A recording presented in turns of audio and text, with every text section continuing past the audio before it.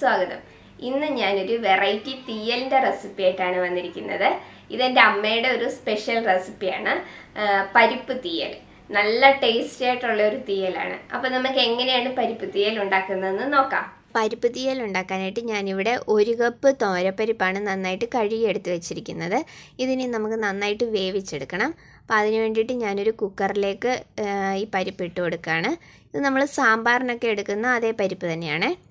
ഇനി ഇതിലേക്ക് 1/2 കപ്പ് വെള്ളവും കൂടെ ഒഴിച്ചു കൊടുക്കാം. ഇനി ഇതിലേക്ക് ആവശ്യത്തിനുള്ള ഉപ്പും കൂടെ ഇട്ട് കൊടുക്കാം. ഇനി ഇത് നമുക്ക് 3 വിസിൽ വരുന്നത് വരെ മീഡിയം ഫ്ലെയിമിലിട്ട് കുക്ക് ചെയ്യണം. അപ്പോൾ പരിപ്പ് ഒരുപാട് വെന്തുടഞ്ഞു പോകരുത്, എന്നാൽ നന്നായിട്ട് വെന്തിട്ടും ഉണ്ടാവണം. അപ്പോൾ ഞാൻ കുക്കർ അങ്ങോട്ട് മാറ്റി വെച്ചിട്ടുണ്ട്. അപ്പോൾ പരിപ്പ് വേവുന്ന സമയം കൊണ്ട് നമുക്ക് തേങ്ങയും കൂടെ ഒന്ന് വറുത്തെടുക്കാം. അതിന് വേണ്ടിയിട്ട് ഞാനിവിടെ 3/4 കപ്പ് തേങ്ങയാണ് എടുത്തേക്കുന്നത്. അത് ഈ പാനിലേക്ക് ഇട്ട് കൊടുക്കാം. ഇനി ഞാനിവിടെ 2 കൊച്ചുള്ളി ചെറുതായിട്ട് അരിഞ്ഞെടുത്തിട്ടുണ്ട്, അതും കൂടി ഇട്ട് കൊടുക്കാം. ഇനി നമ്മൾ ലോ ഫ്ലെയിമിൽ വെച്ചിട്ട് ഈ തേങ്ങ നന്നായിട്ടൊന്ന് വറുത്തെടുക്കണം. ഒരു ലൈറ്റ് ബ്രൗൺ കളർ ആവുന്നത് വരെ തേങ്ങയൊന്ന് വറുത്തെടുക്കണം. ഇപ്പോൾ ഫ്ലെയിം കുറച്ചിട്ടിട്ടേ വറക്കാവുള്ളൂ, അല്ല തേങ്ങ കരിഞ്ഞു പോകും. ഇപ്പോൾ നമ്മുടെ കുക്കറിൽ 3 വിസിൽ വന്നിട്ടുണ്ട്. ഞാൻ ഫ്ലെയിം ഓഫ് ചെയ്തു. ഇനി ഈ കുക്കർ ഒന്ന് മാറ്റി വയ്ക്കാം. അപ്പോൾ ഇനി ഞാൻ ഈ തേങ്ങയിലേക്ക് 1/4 ടീസ്പൂൺ ഉലുവയും കൂടി ഇട്ടിട്ടുണ്ട്. കുറച്ച് കറിവേപ്പിലയും കൂടി ഇട്ട് കൊടുക്കാം. ഇപ്പോൾ തേങ്ങ ഒരു ലൈറ്റ് ബ്രൗൺ കളറായിട്ടുണ്ട്. ഇനി പൊടികൾ ഇട്ട് കൊടുക്കാം. 1/4 ടീസ്പൂൺ മഞ്ഞൾപ്പൊടി, 2.5 ടീസ്പൂൺ മുളക് പൊടി, 2 ടീസ്പൂൺ മല്ലിപ്പൊടി. അപ്പോൾ ഇനി ഈ പൊടികളുടെ ആ ഒരു പച്ചമണം മാറുന്നത് വരെ നമുക്കതൊന്ന് മൂപ്പിച്ചെടുക്കണം. അപ്പോൾ ഫ്ലെയിം നന്നായിട്ട് കുറച്ച് വെച്ചിട്ട് വേണം പൊടികൾ ഇട്ട് കൊടുക്കാൻ, അല്ലെങ്കിൽ പൊടികൾ കരിഞ്ഞു പോകും. പൊടി കരിഞ്ഞു പോയി കഴിഞ്ഞാൽ നമ്മുടെ തീയലിന് കയ്പ്പ് വരും. അപ്പോൾ ഇനി ഞാൻ ഫ്ലെയിം ഓഫ് ചെയ്തിട്ടുണ്ട്. ഇനി ഈ പാനിൻ്റെ ആ ചൂട് കൊണ്ട് തന്നെ ബാക്കി പൊടിയും കൂടെ അങ്ങ് മൂത്തോളും.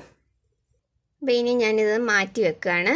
ഇനി ഇത് നന്നായിട്ട് ചൂട് മാറിയതിന് ശേഷം വേണം നമുക്ക് നന്നായിട്ട് ഇതൊന്ന് അരച്ചെടുക്കാൻ. ഇപ്പോൾ അത് നന്നായിട്ട് ഇതിൻ്റെ ചൂടൊക്കെ മാറി വന്നിട്ടുണ്ട്. ഇനി നമുക്കിത് നന്നായിട്ടൊന്ന് അരച്ചെടുത്ത് കൊണ്ടുവരാം. ഇപ്പോൾ അതാ ഞാനിത് നന്നായിട്ടൊന്ന് അരച്ച് കൊണ്ടുവന്നിട്ടുണ്ട്.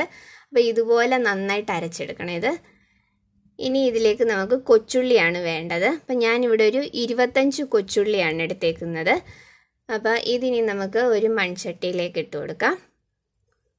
അപ്പോൾ കൊച്ചുള്ളിക്ക് പകരം വേണമെങ്കിൽ സവാള എടുക്കാം, പക്ഷേ കൊച്ചുള്ളി ചേർക്കുമ്പോൾ കിട്ടുന്ന ആ ഒരു ടേസ്റ്റ് സവാള ആകുമ്പോൾ ഉണ്ടാവില്ല. ഇനി ഇതിലേക്ക് 2 പച്ചമുളക് ഇട്ടിട്ടുണ്ട്. ഇനി തക്കാളി വേണം. ഞാനിവിടെ ഇപ്പോൾ വലിയ ഒരു തക്കാളിയാണ് എടുത്തേക്കുന്നത്. ചെറുതാണെങ്കിൽ 2 തക്കാളി എടുക്കാം. വേറെ നമ്മൾ ഇനിയും പുളി പിഴിഞ്ഞൊഴിക്കുന്നുണ്ട്, അപ്പോൾ അതുകൊണ്ട് ഒരു തക്കാളി മതി വലുത്. ഇനി ഇതിലേക്ക് ഞാൻ ഒരു 1/2 കപ്പ് വെള്ളം ഒഴിച്ചിട്ടുണ്ട്. കുറച്ച് ഉപ്പ് ഇട്ട് 1/4 ടീസ്പൂൺ മഞ്ഞൾപ്പൊടി ഇട്ടിട്ടുണ്ട്. ഇനി നമുക്കിത് നന്നായിട്ടൊന്ന് വേവിച്ചെടുക്കണം. അപ്പോൾ ഇത് പകുതി കുക്കായി കഴിഞ്ഞിട്ട് വേണം നമുക്ക് ഇതിനകത്ത് അരപ്പ് ചേർത്ത് കൊടുക്കാൻ. അപ്പോൾ ഇങ്ങനെ വേവിക്കുന്നതിന് പകരം നമുക്ക് എണ്ണ ഒഴിച്ചിട്ട് ഇത് വഴറ്റിയിട്ട് വേണമെങ്കിലും എടുക്കാം. പക്ഷേ എൻ്റെ വീട്ടിൽ അമ്മയൊക്കെ ഇങ്ങനെയാണ് ചെയ്യുന്നത്, അപ്പോൾ അതുകൊണ്ടാണ് ഞാൻ ഇങ്ങനെ ചെയ്തേക്കുന്നത്. ഇനി കുറച്ച് കറിവേപ്പിലയും കൂടി ഇട്ടിട്ടുണ്ട്. ഇതിനി നന്നായിട്ട് മിക്സ് ചെയ്തിട്ട് ഇതൊരു പകുതി കുക്ക് ആവുന്നത് വരെ നമുക്ക് അടച്ച് വെച്ച് ഒരു 5 മിനിറ്റ് മതി. 5 മിനിറ്റ് ഒന്ന് കുക്ക് ചെയ്യാം. അപ്പോൾ ഞാൻ പുളി ഇതുപോലെ ഒരു ചെറിയ നെല്ലിക്ക വലിപ്പത്തിലുള്ള പുളിയാണ് എടുത്തേക്കുന്നത്. ഇതൊരു 10 മിനിറ്റ് ഒന്ന് കുതിരാനായിട്ടിടാം. ഇപ്പോൾ ഒരു 5 മിനിറ്റ് കഴിഞ്ഞിട്ടുണ്ട്. അപ്പം നമ്മുടെ ഉള്ളി തക്കാളിയൊക്കെ ഒന്ന് പകുതി വെന്തിട്ടുണ്ട്. ഇനി നമ്മൾ അരച്ച് വെച്ചിരിക്കുന്ന അരപ്പും കൂടെ ഇതിലേക്ക് ഇട്ട് കൊടുക്കാം. അപ്പോൾ ഞാൻ ഈ അരപ്പും കൂടെ ഇതിലേക്ക് ചേർത്ത് കൊടുക്കുകയാണ്. അപ്പോൾ അരപ്പും കൂടെ ഇട്ടിട്ട് ഞാൻ 1 കപ്പ് വെള്ളവും കൂടെ ഇതിലേക്ക് ഒഴിച്ചിട്ടുണ്ട്. 1 കപ്പ് വെള്ളവും കൂടെ ഒഴിച്ച് നന്നായിട്ട് ഇതൊന്ന് മിക്സ് ചെയ്തെടുക്കാം. ഇനി നമ്മൾ വേവിച്ച് വെച്ചിരിക്കുന്ന പരിപ്പും കൂടെ ഇതിലേക്ക് ചേർത്ത് കൊടുക്കാം. അപ്പോൾ നമുക്ക് പരിപ്പും കൂടെ ഒന്ന് ചേർത്ത് കൊടുക്കണം. അപ്പോൾ പരിപ്പ് ഈ ഒരു പരുവത്തിൽ വേണം കുക്ക് ചെയ്തെടുക്കാൻ. ഒരുപാട് വെന്തുടഞ്ഞു പോകരുത്, എന്നാൽ നന്നായിട്ട് വെന്തിട്ടും ഉണ്ടാവണം. അപ്പോൾ ഈ പരിപ്പും കൂടെ നമുക്ക് ഇതിലേക്ക് ഇട്ട് കൊടുക്കാം.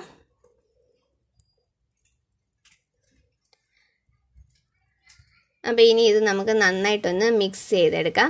അപ്പോൾ പരിപ്പും കൂടെ ചേർക്കുന്നുണ്ടെങ്കിൽ നമുക്ക് കുറച്ചും കൂടി ഇതിലേക്ക് വെള്ളം ഒഴിച്ചു കൊടുക്കണം.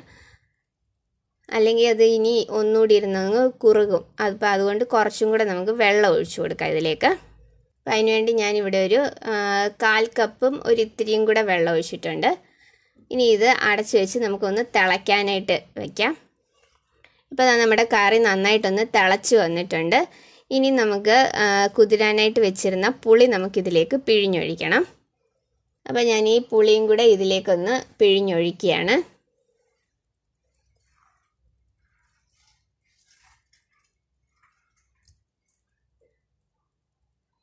അപ്പോൾ ഞാൻ പുളി നന്നായിട്ട് ഇതിലേക്ക് പിഴിഞ്ഞൊഴിച്ചിട്ടുണ്ട്.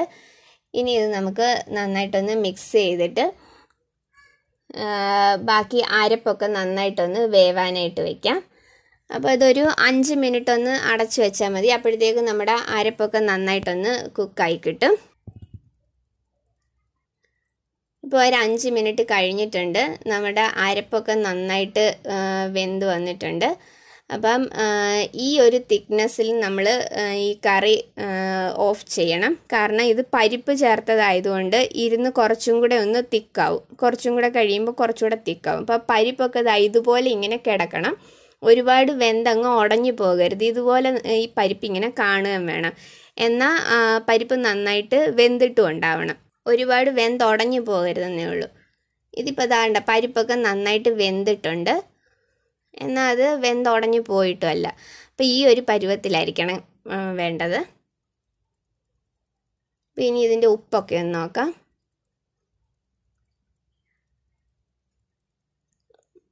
ഉപ്പും പുളി എരിവും ഒക്കെ ആവശ്യത്തിനുണ്ട്.